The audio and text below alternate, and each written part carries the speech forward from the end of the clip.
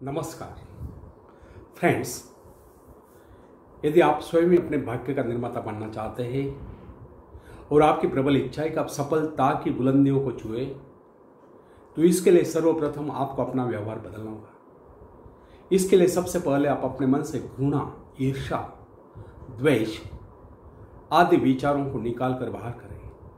तब आप अपने भाग्य का स्वयं निर्माण करें। इस बात का विश्वास रखें कि सब कुछ आपके हाथ में है, क्योंकि आप ही तो अपने भाग्य का निर्माता है। मनुष्य एकमात्र ऐसा प्राणी है जिसे प्रकृति ने सब कुछ दे रखा है। इतना ही नहीं, प्राकृतिक गुणों के अतिरिक्त यदि किसी प्राणी में कुशलता है तो वह अपने कौशल से दूसरों के गुणों को अपनाकर और भी अधिक गुण संपन्न हो सकता है। उदाहरण के लिए, हम मछली के भांति जल के जीव नहीं, लेकिन हमारे मन में उसके भांति तैरने की इच्छा जागृत हुई तो हमने तैरना सीख लिया। पक्षियों की भांति हमारी परवाज करने की इच्छा हुई तो हमने हवाई जहाज बना लिए। इस प्रकार प्रकृति ने मनुष्य को इस प्रकार बनाया है कि वह सब कुछ कर सकता है। अतः प्रकृति से प्राप्त सुविधा का लाभ हम स्वयं नहीं उठाते हैं तो हम जैसा मूर्ख भला और कौन होगा। प्रकृति ने हमें क्या नहीं दिया? उसने हमें एक ऐसी शक्ति दी, बल्कि जादुई शक्ति दी है जिससे हम सब कुछ पा सकते हैं। यह अलग बात है कि हम उस शक्ति को पहचान नहीं पा रहे।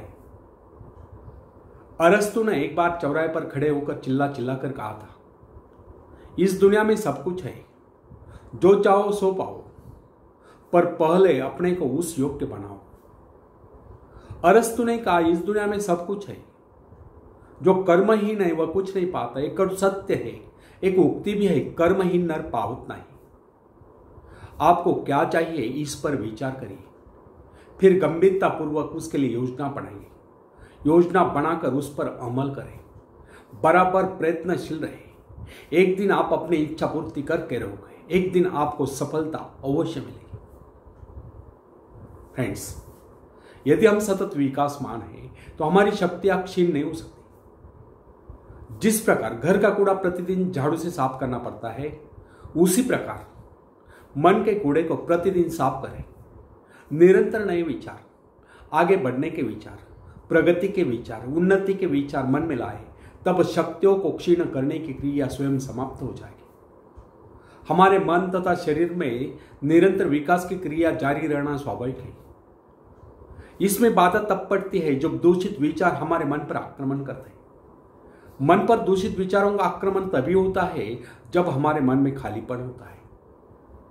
जब तक हम अपने मन में विकास के विचार रखते हैं, तब तक अवनति के विचार नहीं आ सकते। प्रगति के विचार है तो अवनति के विचार नहीं आ सकते। मन को नवीन तथा तरोताजा करने के अनेक उपाय हैं। इस विषय में हम सबके भिन्न भिन्न अनुभव हो सकते हैं। हम देखते हैं, कई बार हमारे मन में दुख और निराशा की छाया आश्चर्यजनक रूप से लुप्त हो जाती है। दुख के गिर आए बादल हट जाते हैं और उनके स्थान पर हर्ष की धूप खिल उठती है। कम से कम कुछ समय के लिए जीवन के प्रति हमारा दृष्टिकोण बदल जाता है। कई बार हम अनुत्साहित और निराश हो जाते हैं और अकस्मात कोई शुभ समाचार आ जाता है और हमारा हृदय हर्ष से गदगद उठता है। अथवा कोई हसौर सहृदय व्यक्ति आ जाता है और वह हमारी मनस्थिति में पूर्णतया परिवर्तन ला देता है। या कोई परम प्रिय मित्र आकर सारा वातावरण ही बदल डालता है। अथवा अचानक किसी सुंदर स्थान अथवा देश की यात्रा करने का अवसर प्राप्त हो जाया करता है और उसके प्राकृतिक सौंदर्य का लेप हमारे हृदय को शीतल कर देता है। किसी भी ऐसे स्थान की यात्रा करनी पड़ती है जिसकी हमारे मन में सदा से इच्छा रही, और वहां से सौंदर्य के कारण हमारे विचारों में परिवर्तन आ जाता है और हम प्रसन्नता से विभोर हो जाते हैं। फ्रेंड्स, कुछ लोगों का यह विचार है कि मन बाहरी प्रभावों को ग्रहण करने में असमर्थ है और उसकी स्थिति में विशेष परिवर्तन नहीं किया जा सकता। उसके हर्ष विषाद की सीमाओं का निर्धारण भाग्य द्वारा होता है और हम केवल इतना ही कर सकते कि इस विचारों का अंश देकर चकमा दें। परंतु यह धारणाएं गलत है। हमारे पास ऐसे असंख्य उदाहरण हैं जिनमें व्यक्तियों की मनोवृत्ति में आमूल परिवर्तन होता देखा गया है। उनके मस्तिष्क में क्रांति होती देखी गई। बहुत से लोग जो जन्म से ही दुर्बल थे, वे व्यायाम द्वारा सबल होते देखे गए, अकर्मण्य कर्मठ होते देखे गए। ऐसे अनेक उदाहरण हमारे सम्मुख है जिनमें व्यक्ति मानसिक शक्तियों से रहित थे, किंतु प्रयत्न द्वारा उनमें भारी परिवर्तन आ गया। उनका दुर्बल व्यक्तित्व प्रबल व्यक्तित्व में परिणत हो गया। साहस का ही उदाहरण लीजिए। बहुत से सफल व्यक्ति पहले इस गुण से रहित थे। खतरा था कि उनका समस्त भविष्य अंधकारमय होगा, परंतु माता पिता या गुरु की शिक्षा का उन पर ऐसा प्रभाव पड़ा कि उनके जीवन की धारा ही बदल गई। इससे यह सिद्ध होता है कि मनुष्य उपदेश या शिक्षा प्राप्त करके या निरंतर अभ्यास से विचारों में क्रांति ला सकता है। साहस पर मनुष्य का जन्म सिद्ध अधिकार है। साहस के भाव परिपक्व होने पर वही व्यक्ति जो पहले कायर समझा जाता था, शौर्य एवं पराक्रम के कारनामे कर लोगों को चकित कर देता है। जब हम भय, संदेह, निराशा से ग्रस्त स्थिति में होते हैं, तब हम सही निर्णय नहीं कर पाते। उचित एवं ठोस निर्णय केवल उसी समय किया जा सकता है जब मस्तिष्क सही स्थिति में हो। निराशा, क्रोध, भय, ईर्ष्या, द्वेष आदि के बादलों से घिरकर अंधकार में न हो। भय, क्रोध आदि के आवेग पर मानसिक शक्तियां बिखर जाती है। उस समय मन एकाग्र न रहने के कारण निर्णय गलत होते हैं। यदि मनुष्य सही शिक्षण प्राप्त करे या मन को अभ्यास कराए तो वह निराशा, क्रोध, ईर्ष्या, द्वेष आदि विचारों को कुछ क्षणों में अपने मन से निकालकर बाहर कर सकता है तथा प्रसन्नता का अनुभव कर सकता है। प्रसन्नता, आशा, आकांक्षा, उत्साह इन भावनाओं के आते ही मन का अंधकार दूर हो जाता है। अतः व्यक्ति को चाहिए कि वह इन रचनात्मक विचारों को हर समय अपने मन में रखे। सभ्यता की प्रत्येक नई आवश्यकता मानव मस्तिष्क को नई चुनौती देती है। और जिस प्रकार जानवरों तथा मनुष्यों के शरीरों में जलवायु तथा वंश रक्षा के उद्देश्य से समय की आवश्यकता के अनुरूप लगातार सुधार होता चला गया है, उसी प्रकार आज के परिवर्तित आवश्यकता वाले संसार की मांग के अनुरूप मनुष्य को भी अपने मस्तिष्क को सुधार कर मुकाबले के लिए तैयार करना होगा। मस्तिष्क पर जिन विषयों पर सोचने का भार आ पड़ता है, उसी के अनुरूप वह अपने में परिवर्तन कर लेता है। वह नई कोशिकाओं का विकास कर लेता है, दुर्बल कोशिकाओं की मरम्मत कर लेता है तथा उन्हें मुकाबले के लिए तैयार कर लेता है। फ्रेंड्स, बड़े शहर की हलचल और शोरगुल में काम करने वाले व्यक्ति का मस्तिष्क विविध रूपों में विकसित होगा। वह शीघ्र सोचेगा, तेजी से गति करेगा, संक्लिष्ट एवं विविध कार्यों में द्रुत गति से चेष्टा करेगा। शीघ्र आ पड़ने वाली विविध आपातकालीन क्रियाओं का मुकाबला करने के लिए वह तुरंत कार्यवाही करने का अभ्यस्त हो जाता है। छोटे नगर कस्बे में रहने वाले व्यक्ति का मस्तिष्क भिन्न प्रकार से विकसित होगा, क्योंकि उसकी आवश्यकता इतनी विविध नहीं है और उसे तुरंत ही बहुत से निर्णय करने की आवश्यकता भी नहीं होती है। यह बात कदापि न भूले कि प्रत्येक कार्य मस्तिष्क के सम्मुख नई चुनौती उपस्थित करता है और उसकी आवश्यकता के अनुरूप ही मस्तिष्क अपनी काबिलियत का विकास कर लेता है तथा विशेष किस्म के काम के लिए अपनी शक्तियों को बढ़ाता है। विभिन्न धंधों, नौकरियों, व्यापारों एवं व्यवसायों के लिए विभिन्न प्रकार के शारीरिक तथा मानसिक चेष्टाओं की आवश्यकता होती है। इन आवश्यकताओं में भी तीव्र गति से निरंतर परिवर्तन होता रहता है।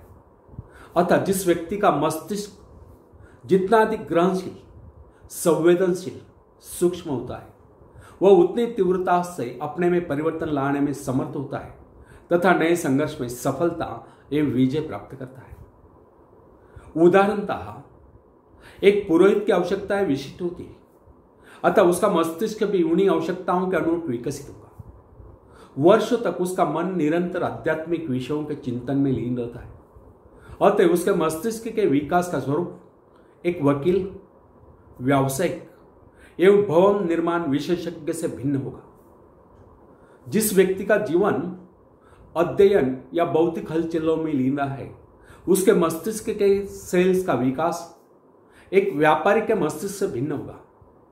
अध्यापक में विचारों की उन्मुक्तता, कार्यों में शिथिलता, भौतिक पदार्थ के प्राप्ति के आग्रह का अभाव, एकांत प्रियता दिखाई देगी, जबकि व्यापारी में समझदारी, दूरदर्शिता, चतुरता, नियमबद्धता, समयबद्धता और फूर्ति दिखाई देगी। महत्वाकांक्षा मस्तिष्क के विकास में परिवर्तन या सुधार लाने वाली प्रबल शक्ति है। महत्वाकांक्षा या अपने जीवन के उद्देश्य को तय कर लेना स्वयं अपने आप में मस्तिष्क संबंधी बहुत ही महत्वपूर्ण घटना है। वैज्ञानिक लोग मस्तिष्क को विकसित करने की संभावनाओं पर खोज करने में व्यस्त है।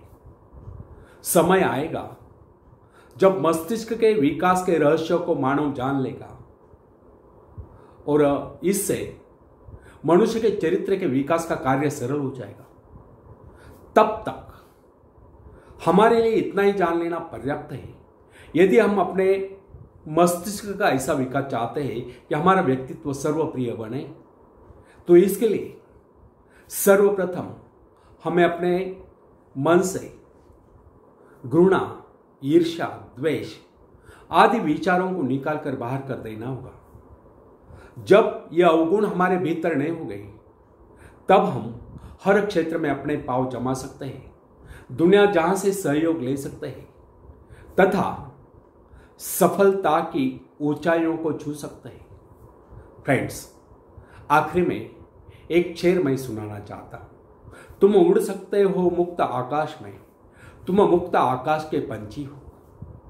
तुम पैरों से चल रहे हो, तुम आकाश में उड़ सकते हो।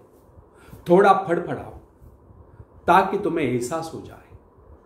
ध्यान सिर्फ भरोसा पैदा करने के लिए। तुमने कुछ खोया नहीं, तुम सिर्फ भूले हो कि अपने पास पंख है, अपने पास पंख है। फ्रेंड्स, आप सबका बहुत मंगल हो, शुभ हो। इसी शुभकामना के साथ बहुत आशीष और जय हिंद।